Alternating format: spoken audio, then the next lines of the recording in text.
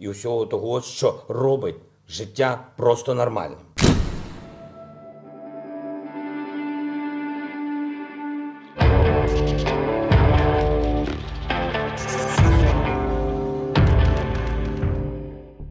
Esse vídeo é um estudo baseado em ciências comportamentais. Sendo assim, não vou expor a minha opinião pessoal sobre a pessoa analisada no vídeo. Olá pessoal, meu nome é Vitor Santos, eu sou especialista em linguagem corporal, investigador profissional e perito técnico das microexpressões faciais. E você está no canal Metaforando, o maior canal de linguagem corporal do mundo. Hoje vamos comentar brevemente sobre as reações do presidente da Ucrânia reagindo aos ataques durante a invasão russa na Ucrânia. Quais emoções ele sentiu em seu discurso quando inspirava os ucranianos? Ele sentiu felicidade? Ele sentiu medo pelo que podia acontecer com ele? Ele sentiu raiva, tristeza ou medo da Rússia, das tropas russas? Tudo isso nós vamos observar e comentar, mas antes eu quero te pedir para se inscrever agora aqui no canal Metaforando. Já clica aqui em inscrever-se, que é bem rápido, caso você queira entender cada vez mais sobre o comportamento não verbal, entender sobre as emoções das pessoas ao seu redor e entender sobre linguagem corporal. Já se inscreve aqui, curte esse vídeo também que me ajuda bastante, tá certo? Vamos entender então o que está acontecendo. Nos últimos dias, ao final do mês de fevereiro de 2022, tem se falado apenas sobre a invasão das tropas russas na Ucrânia. A gente inclusive já fez um vídeo contextualizando melhor, e isso inclusive também analisando o discurso do Vladimir Putin, presidente da Rússia. E hoje nós vamos ver a reação do presidente ucraniano, Volodymyr Zelensky, ao comentar sobre os ataques que vitimaram vários civis, entre eles algumas crianças, na Ucrânia, cometidos pela Rússia. O vídeo que foi ao ar no dia 27 de fevereiro de 2022, era mais um dos pronunciamentos do presidente da Ucrânia, naquele momento, explicando como que as tropas russas precisavam sair imediatamente. Ele clamava por um cessar-fogo e em seu discurso ele diz que muitas crianças iriam morrer, inclusive muitos civis já estavam morrendo. E além dessas mensagens, no final, ele ainda deixa ali um apelo para a coragem, para a força e para a resistência do povo ucraniano. E nossa questão, observando esse pronunciamento dele, é saber quais emoções ele sentiu ao narrar esse discurso. Será que ele sentiu medo com o que poderia acontecer de repente na Ucrânia? Será que ele sentiu raiva das tropas russas, ou medo das tropas russas, ou tristeza pelo que estava acontecendo? Nós vamos observar então comportamentos não verbais, dentre eles microexpressões faciais, gestos, alterações psicofisiológicas e vários outros sinais para tentar entender o que ele pode ter sentido em seu pronunciamento. E lembrando que esse vídeo não serve vieses ideológicos nem políticos. É apenas um vídeo para entender linguagem corporal e é apenas uma análise. Tá certo? Vamos lá então. Що вони роблять? Logo no início do discurso, quando Zelensky vai falar sobre as ações da Rússia, vemos uma expressão de desprezo, caracterizada pela contração unilateral do AU-10. Це помста. Народ піднявся на захист своєї держави.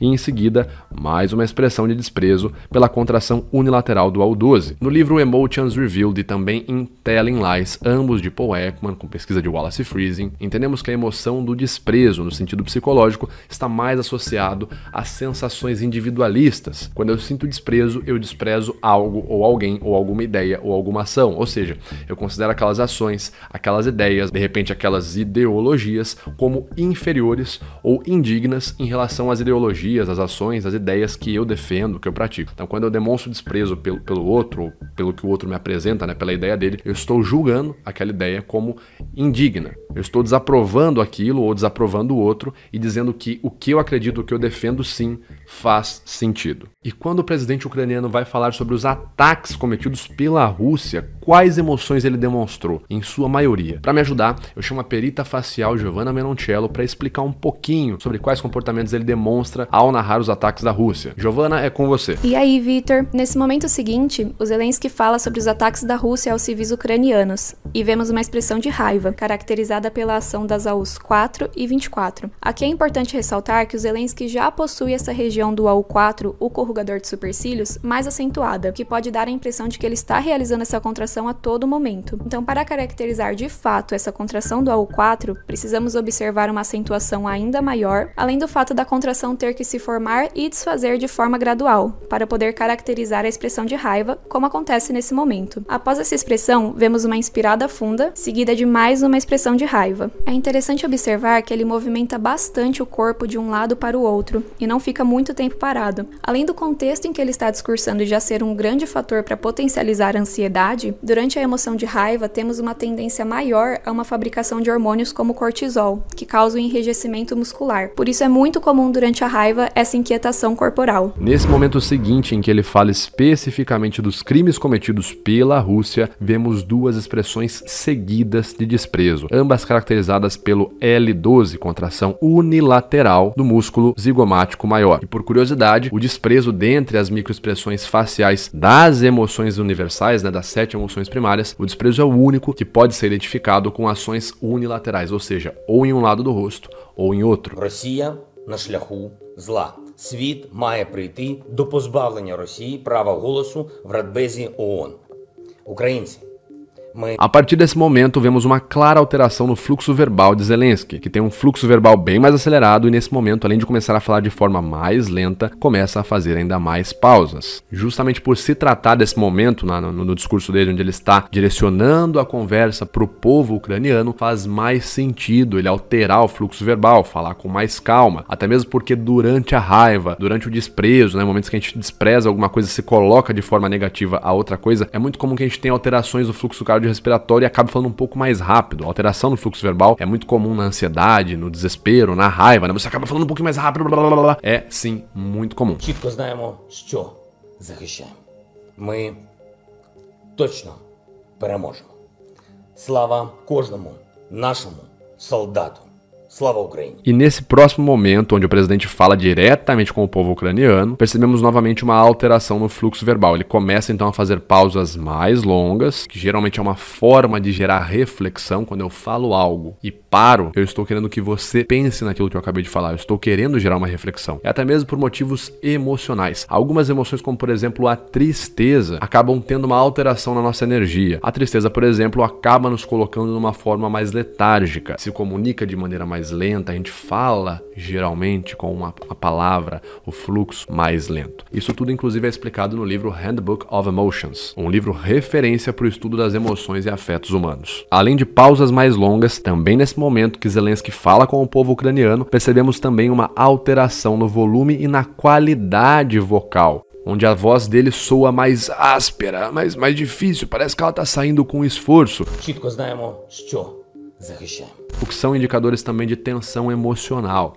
Inclusive, as emoções podem ser percebidas superficialmente, uma alteração emocional, tanto na face quanto na voz. Isso, inclusive, é o que a maioria dos neurocientistas alegam em estudos atuais, como, por exemplo, no artigo What do Scientists Who Study Emotion Agree About, de 2016. Como cada emoção tem uma alteração específica, é esperado que, quando eu fico triste, quando eu fico mais reflexivo, além de alterações no fluxo verbal, comece a falar mais devagar, é comum também que a minha voz apresente isso. Aquele famoso nozinho na garganta, que acaba dificultando com que eu me comunique com mais qualidade vocal. Então, são sim sinais bem comuns, dado ao contexto, é bem compreensível. E então, finalmente, vemos em seu rosto esta expressão. Nós vemos a contração do AU1 na região frontal ali da testa, juntamente com o AU17 na região do músculo mentalis. Uma expressão de tristeza. E em seguida vemos novamente uma outra expressão de tristeza, caracterizada pelas AUs 17 mais 15, no momento onde ele fala com o seu povo que sabem pelo que estão lutando e que com certeza irão ganhar. E a tristeza, como todas as emoções, tem várias subcamadas. É muito comum que no momento onde a gente se sinta acuado, onde a gente está representando um grupo, ou quando estamos lutando em grupo, por exemplo, estamos dentro de um grupo, é muito comum sentir a tristeza, até porque a tristeza é uma das emoções mais associadas ao contato. Isso é explicado inclusive no Linguagem das Emoções do Ekman. Quando a gente vê uma criança chorando, uma criança em estado vulnerável, geralmente o gatilho emocional mais comum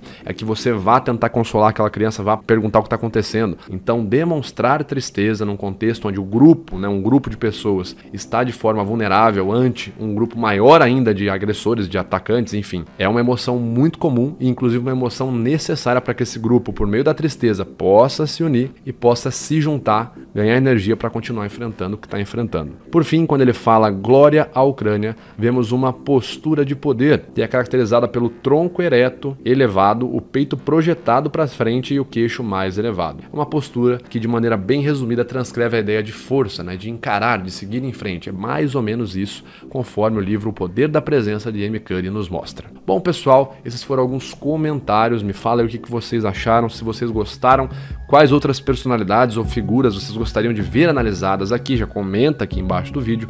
Eu te peço também para, por favor, curtir o vídeo caso você tenha gostado, que me ajuda muito, e se inscrever no canal Metaforando caso você ainda não seja inscrito, tá certo? Tem mais 2 outros vídeos que eu separei aqui para você, não deixe de assistir também, e a gente se vê na nossa próxima análise. Valeu!